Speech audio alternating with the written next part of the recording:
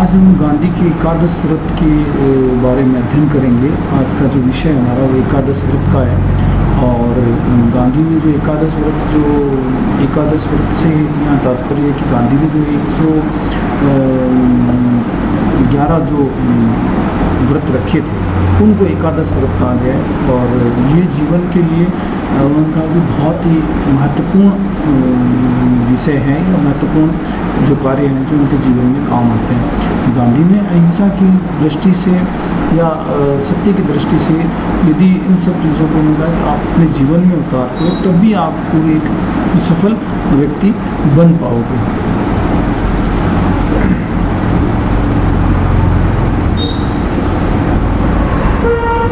गांधी ने जो बात कही है कि आप एकादश व्रत के बारे में जो गांधी ने कहा है कि वो ये कहा है कि भारतीय संस्कृति और आध्यात्मिक जो परंपरा में जो तप एवं व्रत की जो महत्व के निर्वाह जो स्वीकार किया गया है वह व्रत यहाँ एकादश व्रत से यहाँ तात्पर्य है कि कोई भी किसी तरह का हम जो व्रत लेते हैं, संकल्प लेते हैं, वो हमारे जीवन को एक नई दिशा प्रदान करता है। तो इस व्रत के जो कारण हम गांधी ने कहा कि जो 11 व्रत हैं, एकादश अर्थात 11 व्रत हैं, तो ये हमारे जीवन को एक नई एक दिशा देंगे, नई एक साधना देंगे और हमें ओजस और शक्ति को प्रदान करेंगे। तो इस व्रत की जो साधना ओज तेज शक्ति ये सब इन व्रतों के कारण ही संभव है। तो गांधी ने जो श्रम तप त्याग प्रधान जो भारतीय संस्कृति है इसमें जो मुख्य रूप से उनका आध्यात्मिक मूल्यों के प्रति उनकी जो गहरी आस्था थी वो आस्था उन्होंने आध्यात्मिक जीवन को उत्कर्ष निरंतर गतिशील बनाए रखने के लिए उन्होंने व्रत नियम आदि के पालन और मर्यादा ये सारे के सारे उन्होंने कहा कि यदि मर्यादाओं का पालन करेंगे, आप व्रत और नियमों का पालन करेंगे और साथ ही साथ इन सब चीज़ों को आप अपने जीवन और अपनी संस्कृति से जोड़ते हुए रखेंगे तो आप हमेशा एक अच्छे व्यक्तित्व के विकास में आप सहयोग प्रदान करेंगे। तो गांधी ने इसलिए इन सब व्रतों को रखने का उद्देश्य यही था कि आप जीवन में किसी न किसी एक उद्देश्य किसी न किसी एक व्रत के साथ आप अपना जीवन करें। तो आश्रम परिवार के द्वारा जो गांधी जी ने कहा विश्व कुटुंब की जो भावना को फलित करना चाहते थे और वो कहते थे कि बौद्ध जैन की जो साधना की जो पद्धति है, यमों नियमों यदि महाव्रतों का यदि हम देखें तो वो भी अपने आप में सब एक बड़े व्रत थे। और सत्य अहिंसा आचौर्य ब्रह्मचर्य अपरिग्रह ये 5 जो यम थे और इन्होंने कहा कि इन नियमों को पालन करना इनके जो प्रथम स्थान जो दिया गया है वो इसलिए दिया गया है क्योंकि ये जीवन के कल्याण के जो मार्ग हैं। उसके बाद उन्होंने दूसरा जो स्थान दिया है वो सार्विक श्रम ऐश्वाद अभय सर्वधर्म संभाव स्वदेशी अस्पृश्यता निवारण आदि 6 व्रतों को उन्होंने जोड़ते हुए 1, 5 और 6 ये एकादश व्रत के रूप में उन्होंने एक संज्ञा दी है, इनको बताया। तो सबसे पहले उन्होंने जो बात की है वो की सत्य की। सत्य के बारे में गांधी ने कहा है कि सत्य ही ईश्वर है। उन्होंने यहाँ तक बोल दिया कि यदि जो व्यक्ति सत्य का पालन करता है, सत्य में विश्वास रखता है अर्थात वह ईश्वर रूपी उस धारणा को अपनाता है जो सत्य के रूप में उनके साथ जुड़ी हुई है। सत्य गांधी केवल सत्य के वचन में सत्य ही नहीं है, वो कहते हैं मन वचन का जो कर्म है उन तीनों में सत्य की पालना को लेते हैं। ऐसा नहीं केवल हम दिखावे के तौर पे हम सत्य बोल रहे हैं बाकी हमारे जीवन में सत्य को हम आंतरिक रूप से अपना नहीं रहे हैं तो वो सत्य कहीं ना कहीं हमारे लिए हितकारी साबित नहीं होता है। तो सत्य की उन्होंने कहा कि आंतरिक जो भावना है वो भी हमारी उनसे जुड़ी हुई होनी चाहिए। सत्य की जो पालना का अर्थ उन्होंने कहा कि अंतरात्मा से हम उससे जुड़े, केवल बाहरी दिखावे से नहीं, अंतरात्मा से उससे सत्य से जुड़े तभी हम सत्य का पालन कर सकते हैं। सत्य के बिना जीवन में यदि कोई भी हम नियम है तो उसके नियमों की पालना नहीं कर सकते। यदि सत्य है तो ही अहिंसा है, यदि सत्य है तो ही अपरिग्रह है, यदि सत्य है तो ब्रह्मचर्य है, सत्य है तो ही हम अपरिग्रह की बात कर पाएंगे। तो ये मूल रूप से सत्य को इसलिए उन्होंने सर्वश्रेष्ठ बताया है कि ये नियम का जो फर्स्ट बिंदु या ऐसा कह सकते हैं कि गांधी ने इसको सत्य को रखने के पीछे इसका उद्देश्य यही था कि सबसे पहले हमें सत्य की पालना करनी पड़ेगी। किसी भी नियम का पालन करना असंभव है बिना सत्य के। यदि हम सत्य की पालना नहीं करते तो कोई भी नियम हम नहीं चला सकते।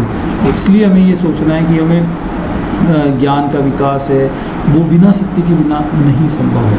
तो इसलिए सत्य को जो पूर्ण रूप से हमें अपने जीवन में उतारना ही पड़ेगा। और अहिंसा ही, जैसा मैंने पूर्व में भी कहा कि अहिंसा ही सत्य प्राप्ति का मार्ग में जो ज़रूरी है, या उसके बिना हम सत्य को प्राप्त नहीं कर सकते। सत्य के द्वारा ही आत्मा का साक्षात्कार होता है और इसके द्वारा समाज सुधार की पूरी संभावनाएं भी रहती है।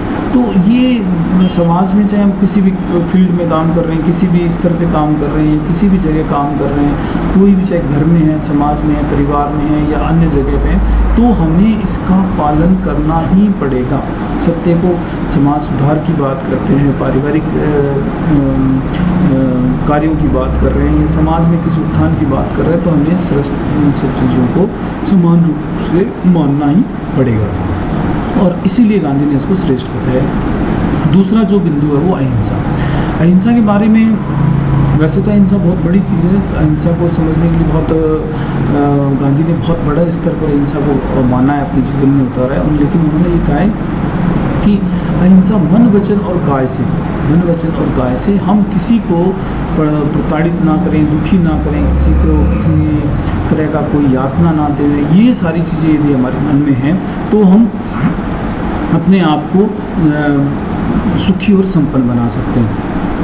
अहिंसा, यदि हम जो कार्य कर रहे हैं उनमें कहीं पे भी हिंसा का यदि भाव हमें नज़र आ रहा है, या हिंसा की जो हमारे सामने जो हिंसा हमें दिखाई दे रही है, तो हम तुरंत उस चीज़ का त्याग कर देंगे, तुरंत उस चीज़ से दूर हट जाएंगे। और यह भी ज़रूरी है कि वो अहिंसा रूपी यदि हम कार्य कर रहे हैं, उसमें हिंसा का जो पार्ट है वो कहीं पे भी नज़र नहीं आना चाहिए, कहीं पे भी हिंसा उसमें जुड़ी नहीं होनी चाहिए। इसलिए गांधी कहते हैं दो तरह की हिंसा हमारे मन में होनी चाहिए, एक निषेधात्मक और एक विधेयात्मक। निषेधात्मक अर्थात हिंसा का पूर्ण रूप से त्याग करना।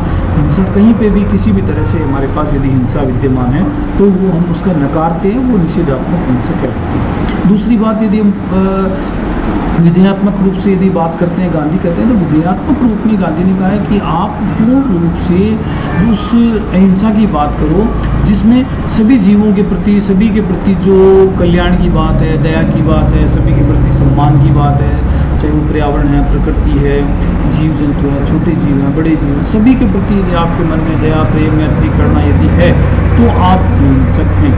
और आप किसी के प्रति भी ऐसा नहीं, छोटा जीव है तो हम इसके प्रति कोई हिंसा का भाव रखें, बड़ा जीव है तो इसके प्रति अहिंसा का भाव रखें, ऐसा बिल्कुल भी नहीं है। जीव सब में समान है। तो ये हमें, ये अहिंसा गांधी कहती है कि अहिंसा का पालन हमें करना है, चाहे वह को मान, माया, लोभ, इन सब चीज़ों से दूर हटकर ये अहंकार, असत्य, ये सारे जो रूप, जो दुर्गुण बताए हैं, ये सब अहिंसा के विकास में बाधा बनते हैं। इसलिए हमें इन चीज़ों से परे रहना है। व्यक्ति ने कहा है दो तरह की, जो आंतरिक और बाह्य अहिंसा की जब बात की जाती है, तो आंतरिक रूप से यदि हमें सुदृढ़ बनना है तो उसके लिए हमें अस्तेय, अपरिग्रह, असंग्रह, अभय, अस्वाद और पीड़न, ये सारी चीज़ें हमें लानी होगी कि हमें किसी तरह का कोई भी लोभ लालच ना हो। भावात्मक अहिंसा का अर्थ ही यही है, करुणा, मानवता, पौरुष, भद्रता, सरलता, शांति, हृदय विशालता, दया, मैत्री, ये जो मैंने आपको आत्मपीड़न, साहस, आस्था, विवेक, ये सहिष्णुता, क्षमा, ईश्वरीय, ये सारे के सारे गुण यदि आप में हैं तो आप आंतरिक रूप से अहिंसा का पालन कर रहे हैं, आप अहिंसा के लिए हमेशा तत्पर तैयार हैं। तो इस तरह से इस अहिंसा की जब बात की जाती है तो आप, जैसे मैंने कहा कि मन, वचन, कर्म, इन तीनों रूपों में भी आपको अहिंसा की पालना करनी ही पड़ेगी, तभी आप संभव हो पाएगा कि आप जो एकादश व्रत का जो नियम है वो आप उसकी पालना कर रहे हैं। दूसरा हम बात करते हैं, तीसरा जो व्रत है ब्रह्मचर्य। ब्रह्मचर्य से यहाँ तात्पर्य है, गांधी कहते हैं कि आप अपने जीवन में, चाहे वो आप किसी भी अवस्था में यदि आप जीवन जी रहे हैं, उसमें आप पूर्ण रूप से आप ब्रह्मचर्य का पालन करेंगे। ब्रह्मचर्य सत्य अहिंसा के साथ किसी न किसी रूप से जुड़ा है। गांधी ने इस सत्य का आवश्यक निष्कर्ष माना है।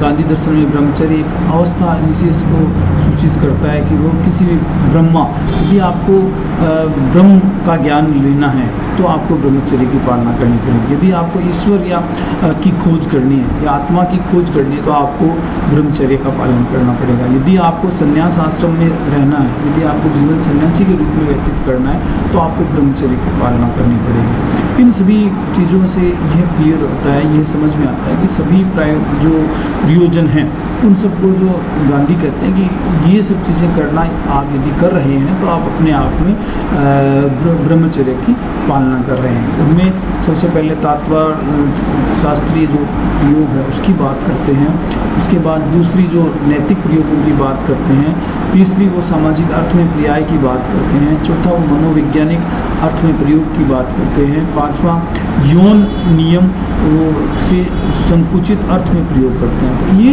जो चीज़ें बताई है उन्होंने कहा कि भाई किसी तरह का पर स्त्री गमन है, पर जो इस तरह के जो संभोग की चीज़ें हैं या यौन की जो लालसा है, इस तरह के जो मानव अपनी इंद्रियों को यदि आप संयमित रखते हैं, आप उनको नियंत्रण में रखते हैं, तभी आप ब्रह्मचर्य का पालन कर सकते हैं, नहीं तो आप ब्रह्मचर्य का पालन नहीं कर सकते। तो ये हमें इस चीज़ को उन्होंने कहा कि ध्यान में रखते हुए हमें हमेशा ब्रह्मचर्य की साधना करनी है और इसी तभी आप सफल हो पाओगे।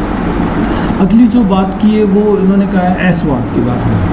ऐसवाद से यहाँ जो तात्पर्य है, ऐसवाद की जो बात की है, ऐसवाद से यहाँ तात्पर्य है कि व्यक्ति में जब हिंसा का भाव पैदा होता है, व्यक्ति में जब बुराइयाँ जब बनती है, तो ऐसा कहा जाता है कि वो कुछ उसके जो शारीरिक हार्मोन्स हैं, शरीर की जो आंतरिक रूप से जो क्रियाकलाप है या जो आंतरिक रूप से जो उसने कुछ खाया है कुछ या उसने जो लिया है, वो सब उसके कहीं ना कहीं कारण बनते हैं। दूसरा ये कहा गया है कि ऐसवाद के पीछे जो बात बताई गई है कि व्यक्ति उनमें आसक्त हो जाता है, व्यक्ति आसक्त होकर उन सब चीज़ों का प्रयोग करने लग जाता है और उस लालच में उन चीज़ों को प्राप्त करने के लिए फिर वो गलत मार्ग पर चलने के लिए प्रेरित होता है। मुँह का स्वाद है वो उसे अच्छा खाने के लिए प्रेरित करता है, अच्छे खाने के लिए, अच्छे पैसे कमाने के लिए प्रेरित करता है और वो फिर धीरे धीरे गलत चीज़ों में पड़ता चला जाता है। तो इसलिए गांधी ने कहा कि कभी भी स्वाद की लालच में आप अपने सबसे पहले अपने स्वास्थ्य का खराब करोगे,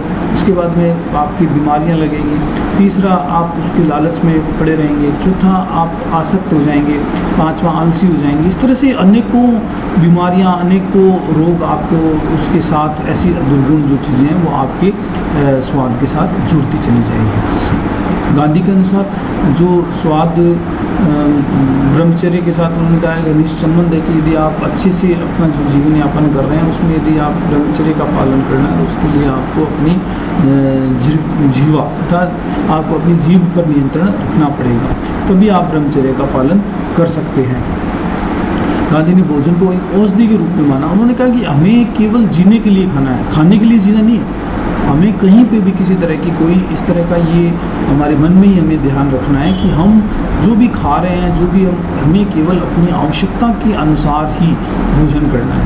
हमें अपनी आवश्यकता के अनुसार ही जो भोजन करना है और उसी आवश्यकता से वो सारी चीज़ें हमें जो भोजन के रूप में प्राप्त हो रही है। तो इस चीज़ का हमें विशेष ध्यान रखना है कि भी अधिक से अधिक जो ऐसवाद की बात की जाए, कम मात्रा में यदि कहीं ज़्यादा ऐसा लग रहा है तो हमें उस समय तुरंत उस चीज़ का त्याग कर देना चाहिए, तुरंत उस चीज़ का आसक्ति यदि बन रही तो उसी उस चीज़ को उस रूप में लेना चाहिए। ये सारी चीज़ें कि भाई हमारे स्वास्थ्य से यदि कोई लाभकारी चीज़ नहीं है तो हमें उस चीज़ का प्रयोग नहीं करना हमारे जीवन। तो ये तो औषधि के रूप में हमें कोई भी जो भोजन लेना है या भोजन के साथ जो भी सामान खा रहे हैं उसी चीज़ हमें भोजन के रूप में, तो वो हमें केवल अपने स्वास्थ्य के लिए, अपने शरीर चलाने के लिए ही इन सब चीज़ों का पालन करना है। अधिक से अधिक ऐसवाद की उन्होंने बात की है। उन्होंने कहा कि व्यक्ति अपनी दो अवस्थाओं में जो शरीर की आवश्यकता है उसके अनुरूप ही वो भोजन करे। और दूसरा उन्होंने कहा कि आनंद के लिए भोजन करना गांधी के अनुसार ऐसवाद व्रत का पालन का उल्लंघन है। ऐसा हम अच्छे भोज, अच्छे पकवान बना के यदि हम खा रहे हैं, अच्छे उन भोजन में हम यदि आसक्त हैं तो हम गांधी कहते हैं कि ये आपके जीवन को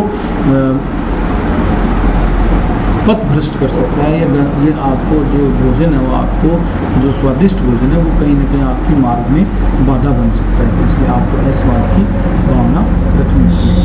पांचवा उन्होंने कहा ऐस्ते व्रत।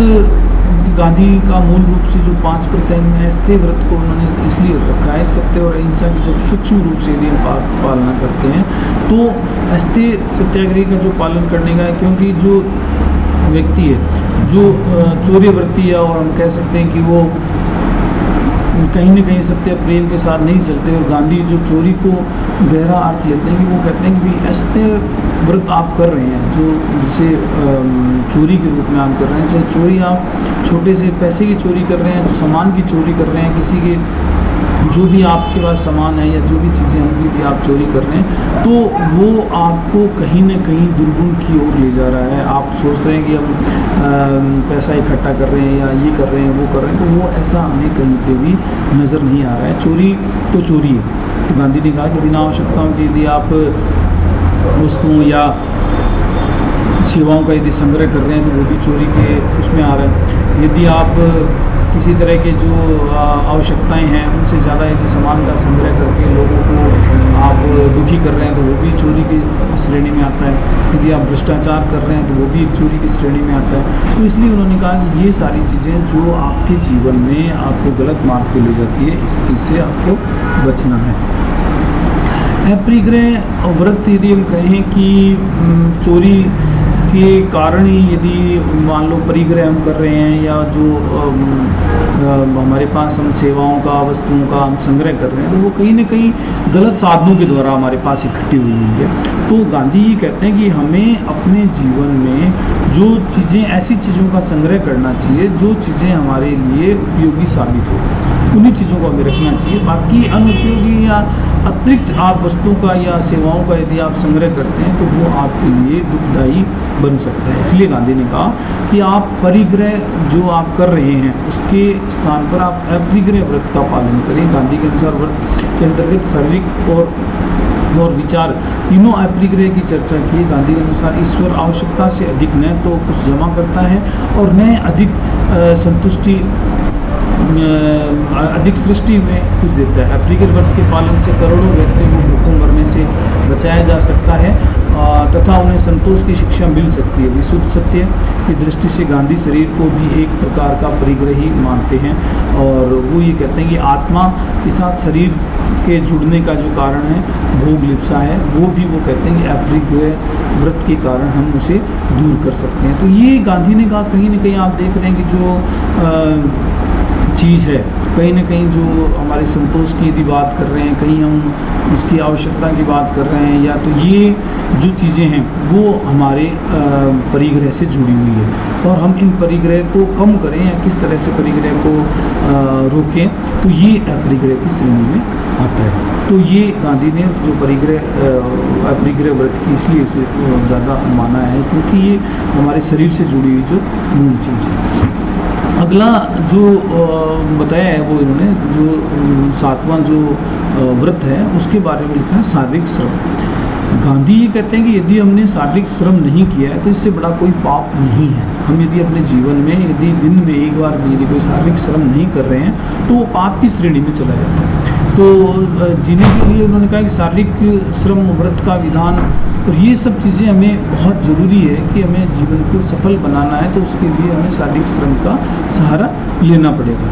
तो ये मूल रूप से जो गांधी जी कहने का जो तात्पर्य है कि शारीरिक श्रम जो मौलिक देन है, आर्थिक सामाजिक जो नैतिक जो व्यक्ति के विकास की जब बात की जाती है तो उसमें शारीरिक श्रम का बहुत ज़्यादा महत्व बताया है। गांधी ने इस धारणा को स्रोत टॉलस्टॉय के ब्रेड लेबर से कहा है। गांधी ने कहा है कि ब्रेड लेबर हमारे लिए उतनी ही जो ज़रूरी है जितनी कि हम अपने कार्यों के लिए करते हैं। और रस्किन का अनटू दिस लास्ट बाइबल की जो ये अपने पसीने की कमाई, इस तरह की जो बातें बताई है वो कहीं ना कहीं और गीता का जो 3रा अध्याय है जिसमें एक बताया गया है कि बिना यज्ञ के खाने वाला चोर है। तो ये कि जिस तरह के जो धार्मिक ग्रंथों के द्वारा जो बताई गई जो चीज़ें हैं उनमें कहीं ना कहीं जो अहिंसा के इस शारीरिक गुण की जो बात बताई गई, अहिंसा के जो विकास की बात बताई है कि इस तरह से हम उनका विकास का पालन कर सकते हैं। तो ये अपरिग्रह व्रत की श्रेणी में जो इस तरह के जो शारीरिक श्रम की यदि हम बात करते हैं तो इससे हम व्रत का जो अहिंसा है, ब्रह्मचर्य है, ऐस्त्य है, अपरिग्रह है, इन व्रतों का पालन भी अच्छे से कर पाएंगे। तो गांधी ने इसीलिए इन व्रतों की बात की है, क्योंकि वो जो शारीरिक श्रम को इसलिए उन्होंने माना है कि गांधी कई प्रकार से युक्तियाँ प्रस्तुत करते हैं। उन्होंने शारीरिक श्रम के जो शाश्वत नियम है, जो इसका पालन नहीं करता है उसे जीने का कोई अधिकार नहीं है। तो ये अपने आप में शारीरिक श्रम की जो बात की है वो हमारे लिए उतनी ही ज़रूरी है।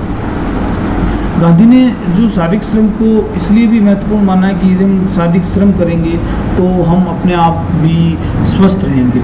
यदि हमारे स्वस्थ यदि हमें रहना है, स्वस्थ कोई भी व्यक्ति बीमारियों से ग्रसित नहीं रहना चाहता है, तो उसके लिए हमें ये ध्यान रखना है कि हम अपने आप को जितना शरीर में जितना पसीना निकलेगा, जितनी हम ज़्यादा मेहनत करेंगे, उतनी ज़्यादा ही हम स्वस्थ भी रहेंगे। तो ये स्वदेशी जो अगला बिंदु है उसमें स्वदेशी में भी शारीरिक श्रम की बात ही उन्होंने कहा है कि जो गांधी कहते हैं कि गांधी के मौलिक देन है, यद्यपि उसका आधार गीता का स्वरधर्म व बाइबल का पड़ोसी प्रेम है।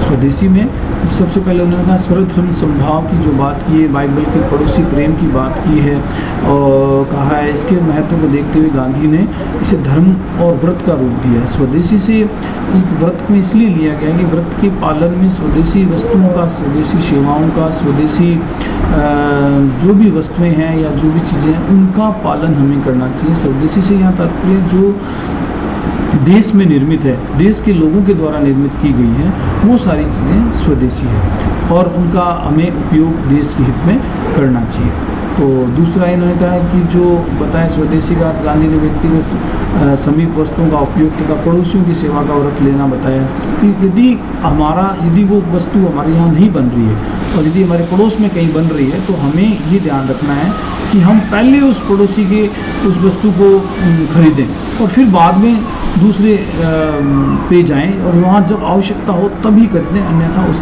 वस्तु का त्याग करें या उस वस्तु को छोड़ दें।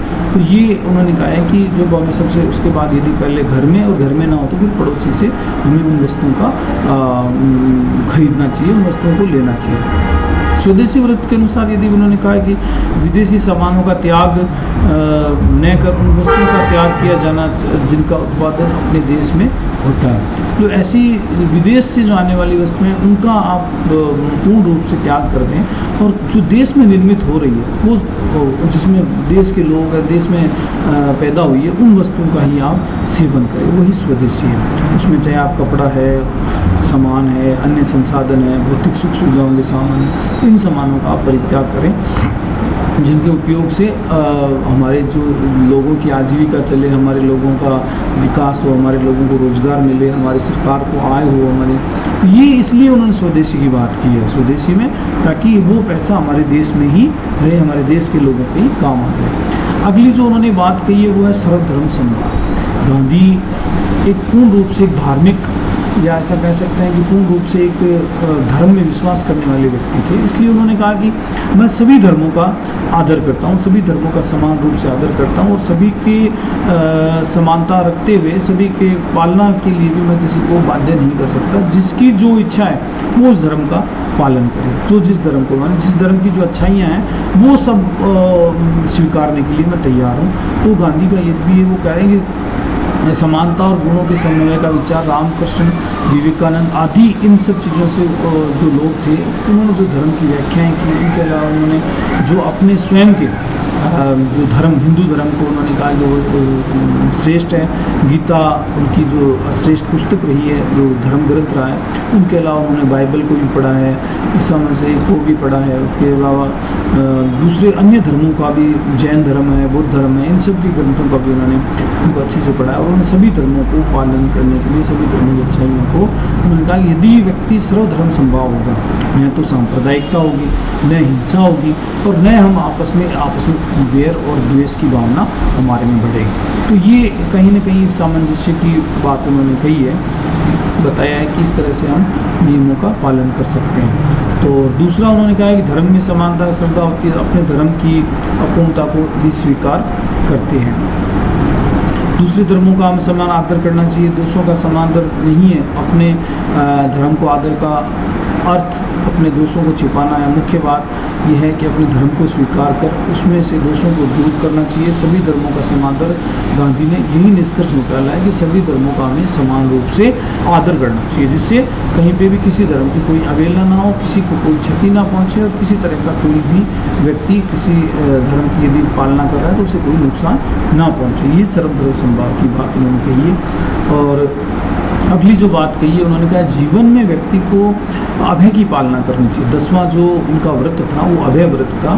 सत्य, अहिंसा आदि व्रतों का पालन निर्भयता से बिना नहीं हो सकता। जो व्यक्ति अपने मन में विकारों की सेवा, अन्य आपत्तियों का भय रखता है, वह अहिंसा का पालन नहीं कर सकता है। इसलिए देवी गुणों के अभय प्राप्त कर सकता है। अभय यदि उसके मन में है, अभय की भावना यदि वो रखता है, तभी व्यक्ति सफलता प्राप्त कर सकता है। उन्होंने कहा कि व्यक्ति के मन में अभय का होना बहुत ज़रूरी है, तो तभी वह अच्छे से धर्म की पालना कर सकता है, अहिंसा की पालना कर सकता है। और यदि कोई भयभीत और डरपोक व्यक्ति है, वो न तो अहिंसा की पालना कर सकता है, न ही धर्म की पालना कर सकता है, वो हमेशा हिंसा और अन्य दूसरे कार्यों में लिप्त रहेगा। इसलिए गांधी ने कहा कि अभय की जो पालना है आपको करनी है, जिसके आप सत्य की खोज कर सकते हैं, निर्भय होकर आप कोई भी कार्य कर सकते हैं और आपके जीवन में जो आ रही मुश्किलें हैं, कठिनाइयाँ हैं, उनका भी आप पालन अच्छे से कर सकते हैं। तो ये उनका अभय की जो बात उन्होंने कही, गांधी ने कहा कि अभय इस तरह से यदि कोई होता है तो अभय की पालना भी की जा सकती है। और अंतिम और 11वां जो व्रत है वो अस्पृश्य था। गांधी एक सामाजिक प्राणी थे। उन्होंने समाज में रहकर सभी को समानता का दर्जा दिया, सभी व्यक्तियों को, सभी धर्मों को, सभी को उन्होंने समान माना। उन्होंने कहा भी व्यक्ति जब जन्म से जब मनुष्य है तो वो फिर अलग अलग कैसे हुआ। तो इस तरह से उनकी धारणाएं थी कि व्यक्ति जब समान है, सब कुछ उसमें सब गुण समान है, तो उसमें हम यदि असमानता रखते हैं, अस्पृश्य यदि हम ऊंच नीच रखते हैं, उनको वर्गों में विभाजित करते हैं या हम उनके साथ छुआछूत रखते हैं, तो ये हमारे लिए कतई भी उचित नहीं है। हम उस व्यक्ति की भावनाओं की हम कदर नहीं करते हैं, हम भावनाओं को ठेस पहुंचाते हैं। तो ये गांधी ने कहा कि अस्पृश्यता मेरे जीवन का उद्देश्य नहीं है। मैं हमेशा किसी भी तरह से कोई भी जो हिंदू धर्म का अंग नहीं है या अस्पृश्यता, उनमें व्यापक विकृतियाँ हैं और इसीलिए उन्होंने कहा कि मैं इस विकृति से दूर होना चाहता हूँ। जन्म के कारण मानी गई इस अस्पृश्यता में अहिंसा, धर्म और स्वरूपता भूषताओं का निषेध हो जाता है। अस्पृश्य मानकर लोगों को उनके अधिकारों से वंचित किया जाता है, त्याज्य किया जाता है। सैकड़ों वर्षों से उनके साथ में जो वर्ण की विभेद रखा गया है, उन्हें जाति के आधार पर, उन्हें धर्म के आधार पर, उन्हें वर्ण के आधार पर, उन्हें हम अलग जाति और समाज से अलग रखते हैं। ये हमारे लिए, उन्होंने कहा कि ये अस्पृश्यता कहीं भी उनके लिए एक अच्छा प्रयोग नहीं था। इसलिए उन्होंने कहा कि आप ऐसे लोगों को अस्पृश्य जो भी किसी तरह की यदि कोई इस तरह की कोई दयनीय स्थिति है तो उससे आप दूर हों और उनको किसी भी तरह का कोई इस तरह की जो ऊंच नीच छुआछूत या जो इस तरह की जो धारणाएं हैं उन्हें आप बचा सकते हैं। गांधी के अनुसार अहिंसक समाज व्यवस्था में जो एकादश व्रत हैं उनमें इन सब चीज़ों की पालना, उन्होंने कहा कि ये बहुत ज़रूरी है कि व्यक्ति अपने विकास के लिए इन 11 व्रतों का पालन करे और इन जो वर्ण जाति या जो आश्रम व्यवस्था है इन सब में इन 11 व्रतों को पूर्ण रूप से यदि वो पालन करता है तभी वह एक सफल नागरिक बन सकता है। तो ये इसलिए किसी तरह के इन व्रतों को वो कह रहे हैं कोई समझौता नहीं किया जा सकता।